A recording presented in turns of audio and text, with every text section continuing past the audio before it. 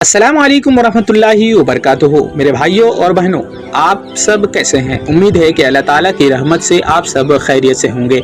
मेरा नाम मुफज्जल है और आज हम अपने चैनल पर एक और दिलचस्प तारीखी कहानी लेकर आए हैं।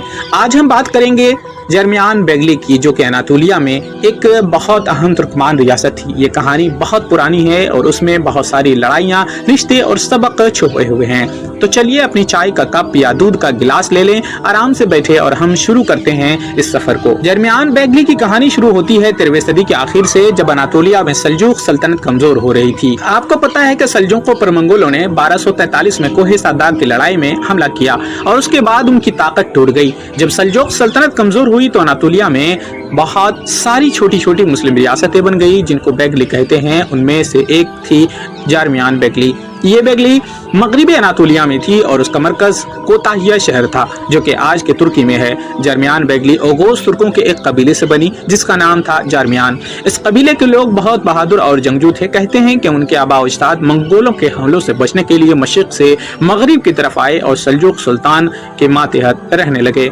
लेकिन जब सल्जूकों की ताकत खत्म हुई तो जर्मियान कबीले अपनी अलग रियासत बना ली। उस बेगली का पहला बड़ा बेग था अली शेर बेग, लेकिन उसका सबसे मशहूर लीडर था याकूब अव्वल, जो कि 13वीं सदी के आखिर में आया। याकूब बेग जर्मियान बेगली को मजबूत बनाया और उसे मगरिबी अनातोलिया की एक ताकतवर रियासत बना दिया।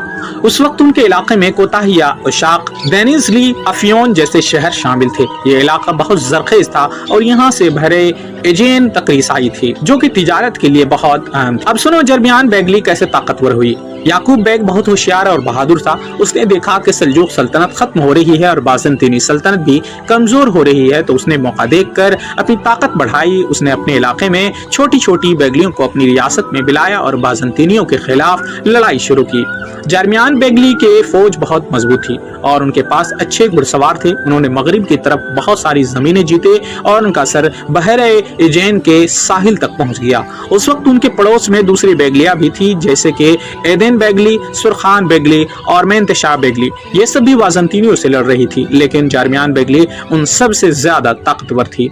याकूब बेग ने न सिर्फ लड़ाई लड़ी बल्कि अपने इलाके में अमन भी कायम किया। उन्होंने तिजारत को बढ़ाया और अपने शहरों में मस्जिदें, मदरसे बनवाए। कहते हैं कि जर्मियान बेगली के दौर में कोताहिया एक बहुत बड़ा शहर बन गया था, जहां बहुत सारे ताजिर और आलिम रहते थे। अब आते हैं इस कहानी के एक और अहम मोड़ की तरफ। जब उस्मान गाजी ने अपनी छोटी सी रियासत बनाई तो जर्मियान बेगली उनके करीब ही थी।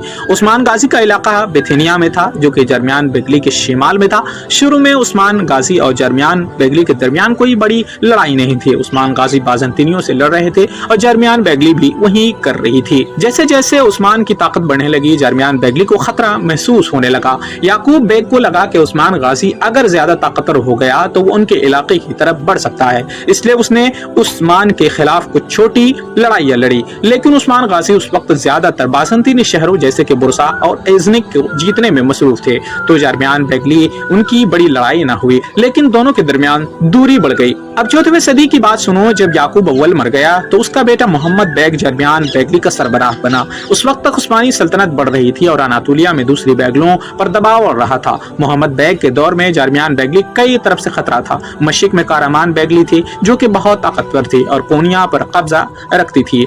मगरिब में एदेन बेगली और सुरखान बेगली अपनी ताकत बढ़ा रही थी और शिमाल में उस्मानी थे, जो कि तेजी से आगे बढ़ रहे थे। मोहम्मद बेग ने कोशिश की कि अपनी बेगली को मजबूत रखे, लेकिन उसे बहुत सारी लड़ाइयां लड़नी पड़ी। उसने कभी दूसरी बेगलियों के साथ मिलकर लड़ाई की और कभी अकेले अपने जमीन बचाई, लेकिन उसके दौर में जर्मियान बेगली की ताकत कुछ कम हुई, क्योंकि उसे एक ही वक्त में कई दुश्मनों से लड़ना पड़ा। अब एक दिलचस्प बात सुनो। जब उस्मान गाजी का बेटा अलाउद्दीन बे उस्मानी सल्तनत का काजी था, तो उसने जर्मियान बेगली के साथ लड़ाई के बजाय रिश्तेदारी बनाई। अलाउद्दीन की शादी जर्मियान बेगली के बेग की बेटी से हुई। कहते हैं, कुछ लोग कहते हैं कि ये मोहम्मद बेग की बेटी थी।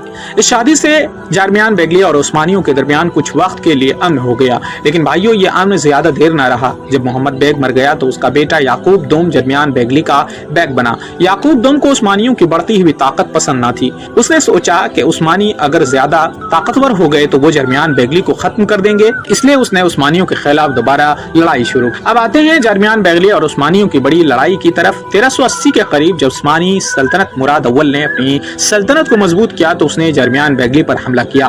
مراد اول نے یعقوب دوم کو ہرایا اور کوتاہیہ پر قبضہ کر لیا۔ یعقوب دوم کو قید کر لیا گیا اور درمیان بیگلی عثمانی سلطنت کا حصہ بن گئی۔ لیکن بھائیوں، کہانی یہاں ختم نہیں ہوئی۔ 1402 میں جب تیمور نے عثمانی سلطان بایزید اول کو انقرہ کی لڑائی میں ہرایا تو درمیان بیگلی کو دوبارہ آزادی مل گئی۔ تیمور نے یعقوب دوم کو رہا کیا اور اسے اس کا علاقہ واپس دے دیا۔ یعقوب دوم نے ایک بار پھر درمیان بیگلی کو آزاد بنایا اور اسے مضبوط کرنے کی کوشش کی۔ بھائیوں اور بہنوں، اب تک کی کہانی سن کر آپ کو کیسا لگا؟ اگر آپ کو درمیان بیگلی کی یہ تاریخ پسند آ رہی ہے تو براہ کرم ہمارے چینل کو سبسکرائب کر لیں۔ بس نیچے سرخ بٹن دبائیں، ویڈیو کو لائک کریں اور اپنے دوستوں، رشتہ داروں اور محلے والوں کے ساتھ شیئر کریں۔ آپ کا تعاون ہمارے لیے بہت معنی رکھتا ہے، شکریہ۔ اب آتے ہیں درمیان بیگلی کے آخری دنوں کی طرف۔ یعقوب دوم نے تیمور کے بعد اپنی بیگلی کو دوبارہ مضبوط کیا، لیکن اس وقت تک عثمانی سلطنت دوبارہ طاقتور ہو رہی تھی۔ 1414 میں عثمانی سلطان محمد اول، جیسے چلبی محمد کہتے ہیں، نے درمیان بیگلی پر دوبارہ حملہ کیا۔ یعقوب دوم کے پاس کوئی بیٹا نہ تھا تو اس نے اپنی بیگلی اپنی بیٹی کے نام کر دی، جو کہ عثمانیوں کے ساتھ رشتہ داری میں تھی، لیکن عثمانیوں نے اسے مکمل طور پر اپنی سلطنت میں شامل کر لیا۔ اس کے بعد 1429 میں درمیان بیگلی مکمل طور پر عثمانی سلطنت کا حصہ بن گئی۔ تقریباً 150 سال تک چلنے والی یہ بیگلی تاریخ کے صفوں میں دفن ہو گئی، لیکن اس کے کچھ خاندان عثمانی سلطنت میں اہم عہدوں پر رہے، جیسے کہ چاندارلی خاندان، جو کہ درمیان بیگلی سے نکلا تھا اور عثمانیوں کے بڑے وزیر بنے۔ بھائیوں، درمیان بیگلی صرف لڑائیوں کی کہانی نہیں تھی، انہوں نے اپنے دور میں بہت ساری خوبصورت مسجدیں، مدرسے اور عمارتیں بنائے۔ ان کا فن، ثقافت بہت مشہور تھا۔ کہتے ہیں کہ انہوں نے ترکی زبان اور ادب کو بہت ترقی دی۔ ان کے شہر خاص طور پر کوتاہیہ علم اور تجارت کا مرکز بن گئے تھے۔ آج بھی وہاں ان کے بنائے ہوئے کچھ قلعے اور مسجدیں موجود ہیں جو ان کی عظمت کی یاد دلاتے ہیں۔ تو بھائیوں بہنوں، یہ تھی درمیان بیگلی کی پوری کہانی۔ ایک چھوٹے سے قبیلے سے شروع ہو کر یہ ایک طاقتور ریاست بنی، لیکن آخرکار عثمانیوں کے ہاتھوں اس کا خاتمہ ہوا۔ اس کہانی سے ہمیں یہ سبق ملتا ہے کہ وقت بدلتا رہتا ہے اور ہر چیز کا ایک وقت ہوتا ہے۔ آپ سب کا بہت بہت شکریہ کہ آپ نے آخر تک میری بات سنی۔ اگر آپ کو یہ ویڈیو پسند آئی تو براہ کرم سبسکرائب کر لیں، لائک کریں اور اپنے پیاروں کے ساتھ شیئر کریں۔ اگلی ویڈیو میں ہم کسی اور دلچسپ موضوع پر بات کریں گے۔ تب تک کے لیے اللہ تعالیٰ آپ سب کو خوش رکھے، خیریت سے رکھے۔ السلام علیکم ورحمۃ اللہ وبرکاتہ۔